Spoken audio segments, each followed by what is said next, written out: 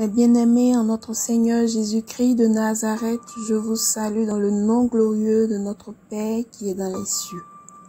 Aujourd'hui, nous nous retrouvons pour la troisième partie de notre enseignement dont le thème est le suivant, les secrets de la prière. Dans cette troisième partie, nous allons vous parler du fond de la prière. Il s'agit de savoir exactement ce que nous devons dire à Dieu pour qu'il nous entende et nous exauce. Encore une fois, nous vous demandons de vous munir d'un stylo et d'un cahier pour prendre des notes. Mais avant, nous vous invitons à suivre le générique de notre chaîne. N'oubliez surtout pas de vous abonner, de cliquer sur la touche de notification et de partager nos enseignements. Bon visionnage.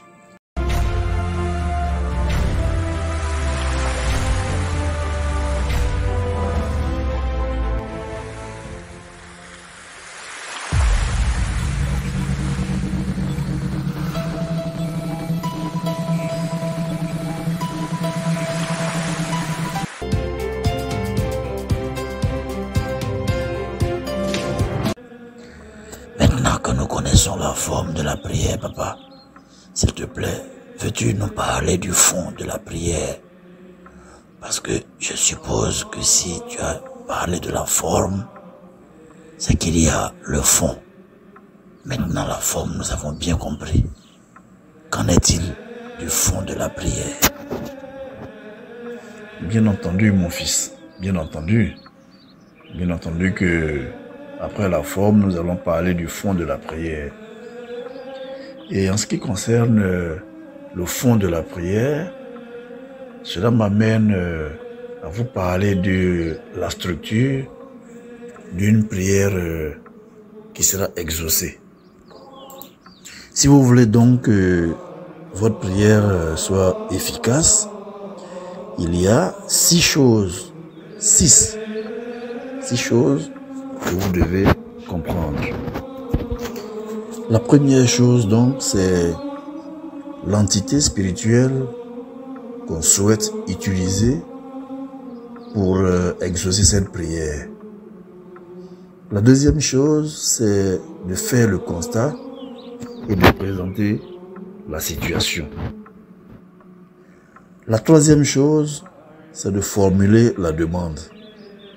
La quatrième chose, c'est de présenter le but de la demande.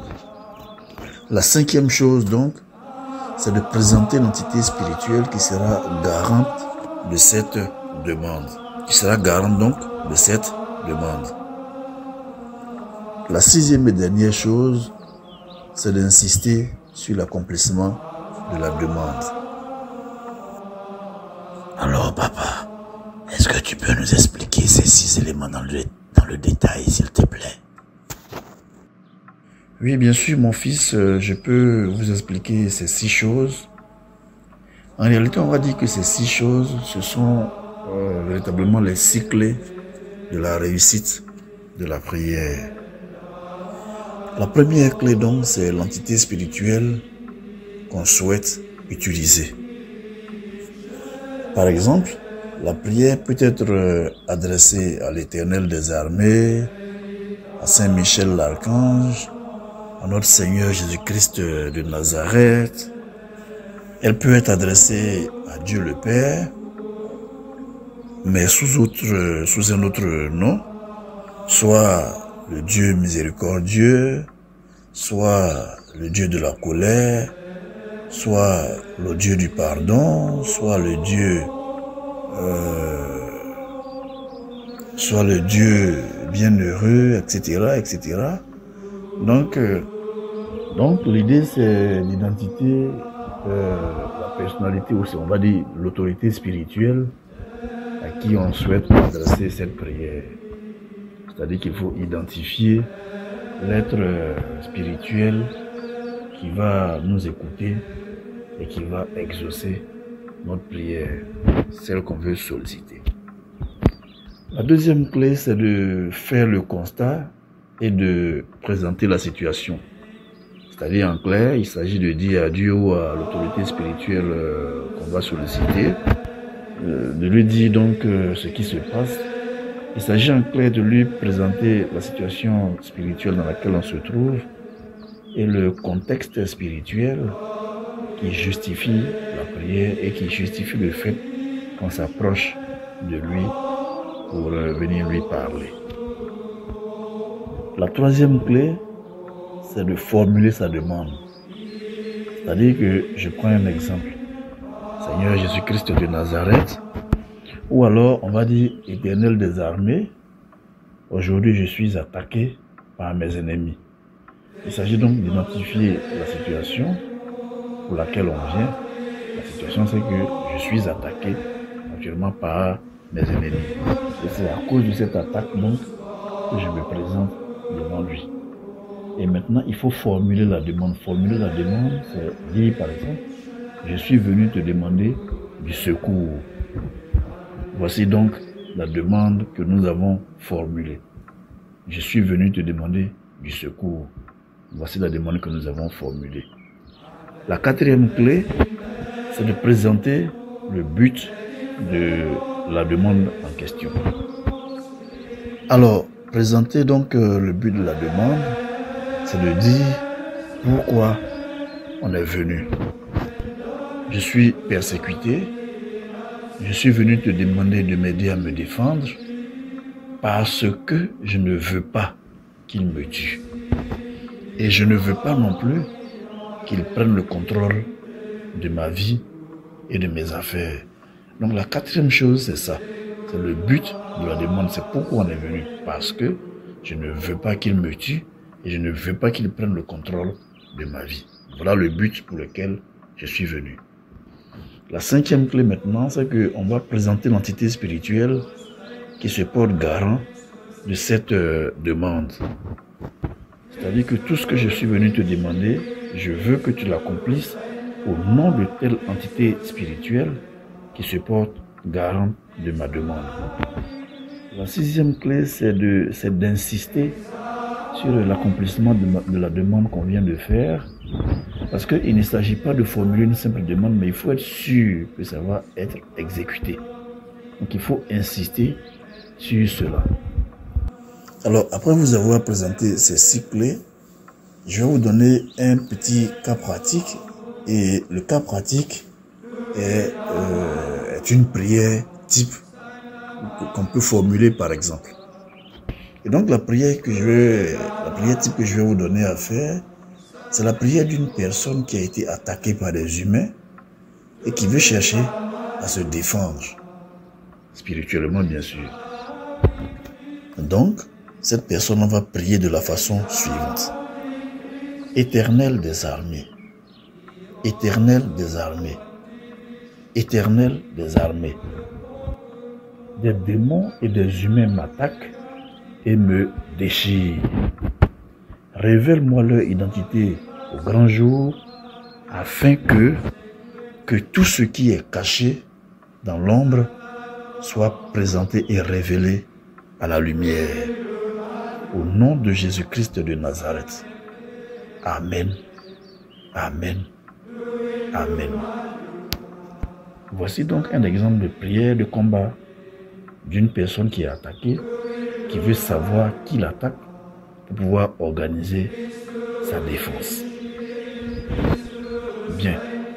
Maintenant, si vous avez compris tout ce que j'ai expliqué tout à l'heure concernant les 6 clés et concernant la structure d'une prière efficace, si vous avez donc compris tout ce que j'ai expliqué depuis tout à l'heure,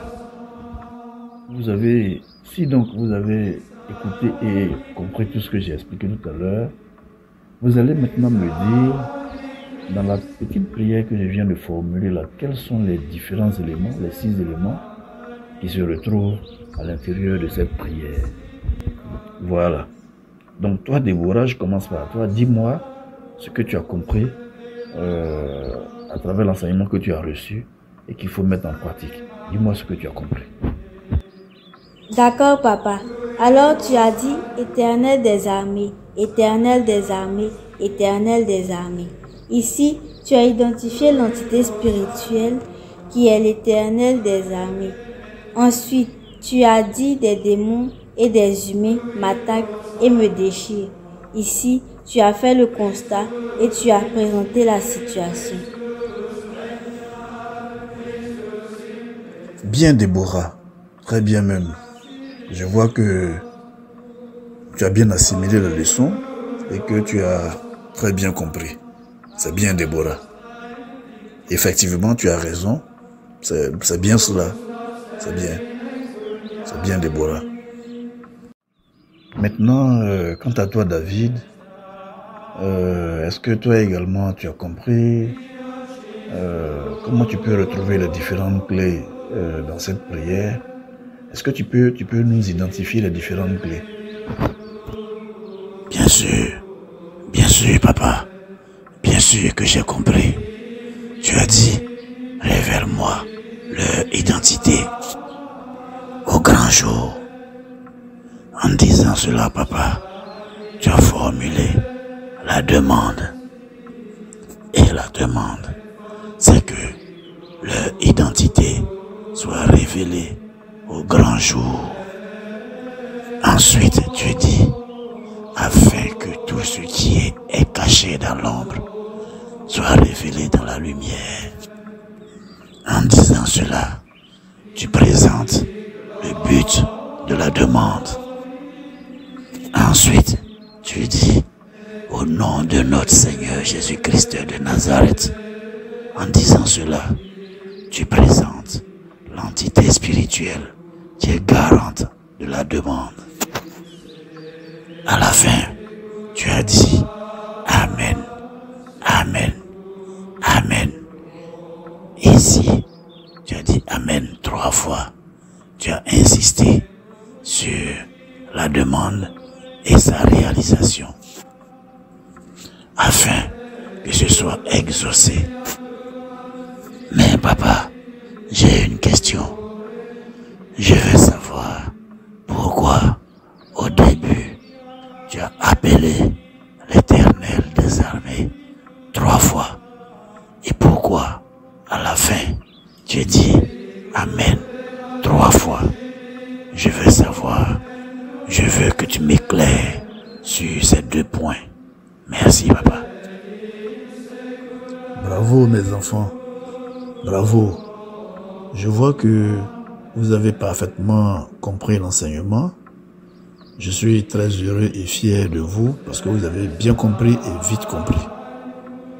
Alors, concernant la question de David, effectivement, tout à fait au départ, on a dit Éternel des armées 3 fois, parce que dans le texte de Matthieu qu'on a lu tout à l'heure, que je vous ai dicté tout à l'heure, on a dit frappez et on vous ouvrira.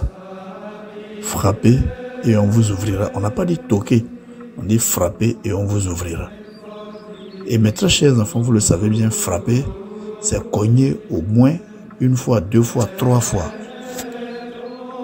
Donc vous comprenez, vous voyez, frapper, c'est faire ce bruit-là comme ça, que vous entendez comme ça. Ça, c'est frapper. Mais si vous faites une seule fois, comme vous avez entendu, ça c'est toquer. Mais ce n'est pas ce que la Bible dit. La Bible dit il faut frapper, comme ça, comme vous entendez. Et alors, on vous ouvrira. Et donc, si vous appelez l'Éternel des armées une seule fois, là, vous n'avez pas frappé à sa porte, vous ne l'avez pas appelé. Vous avez toqué, vous avez hélé, comme on dit en français. Alors que là, en disant son nom plusieurs fois, c'est comme si je frappais à sa porte. Et je lui disais que je me tiens à sa porte et je demandais en même temps qu'il m'ouvre sa porte. Ensuite, j'ai dit Amen, Amen, Amen 3 fois. Et là, David en a déjà parlé, tu as bien trouvé la réponse.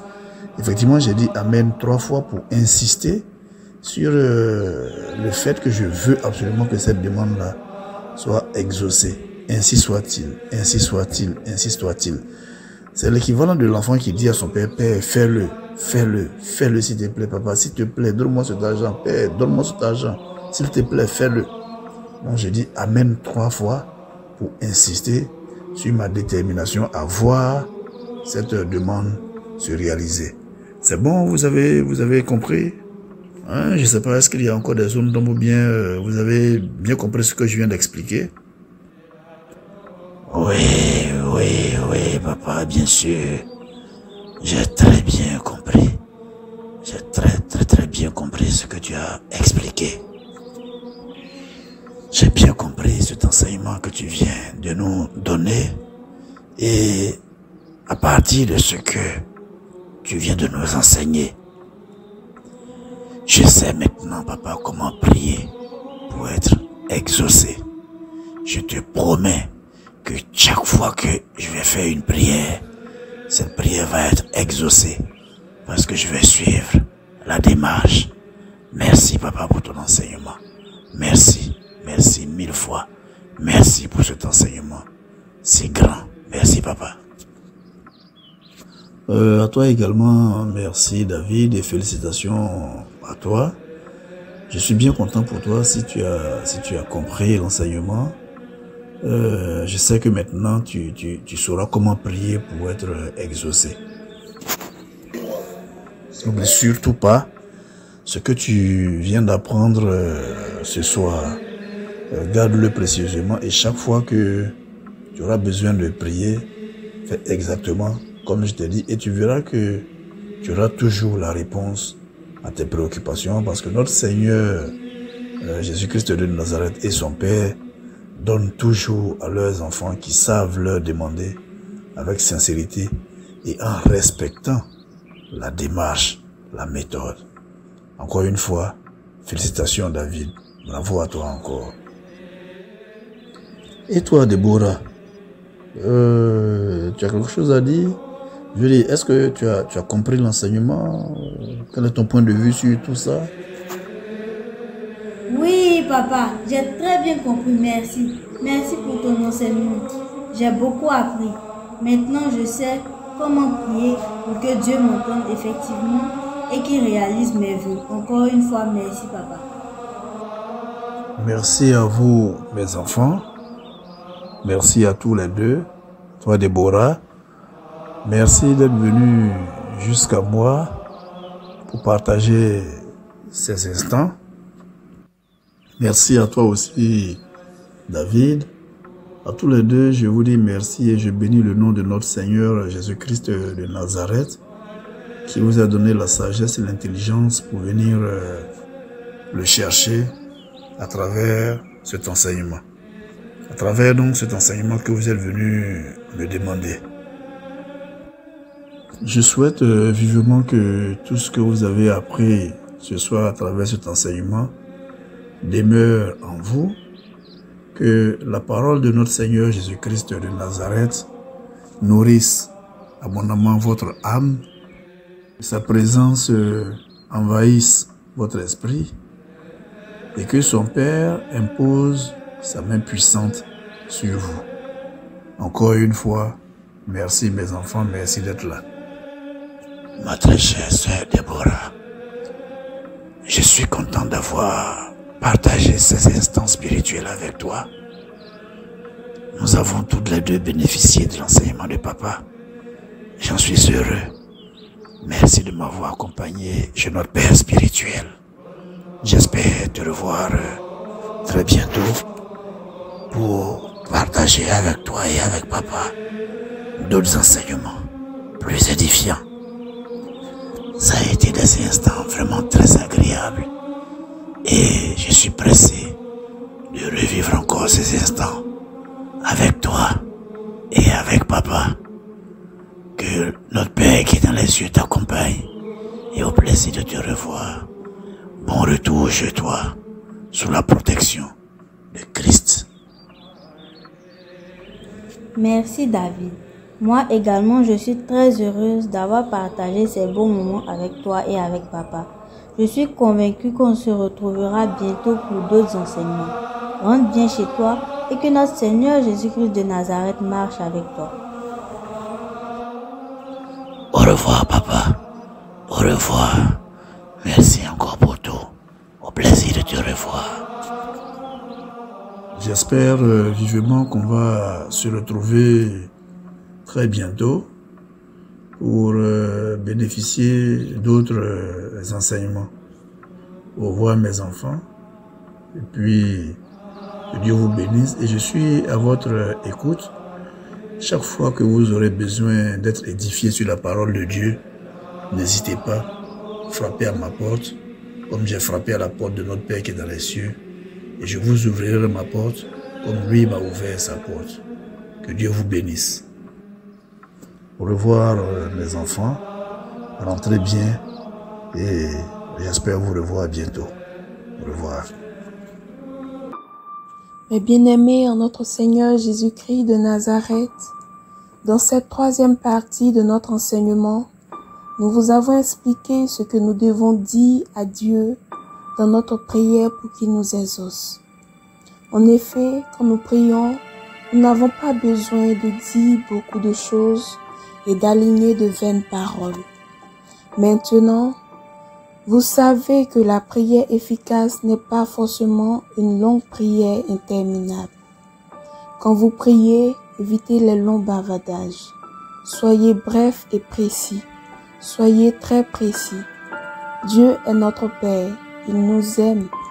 Il est prêt à nous écouter, pourvu seulement que nous soyons assez intelligents pour le chercher et que nous soyons sincères dans notre engagement envers lui.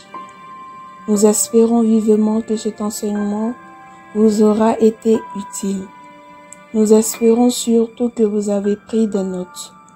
En cela, nous disons merci, grand merci aux frères et sœurs de la Renaissance éveil spirituel.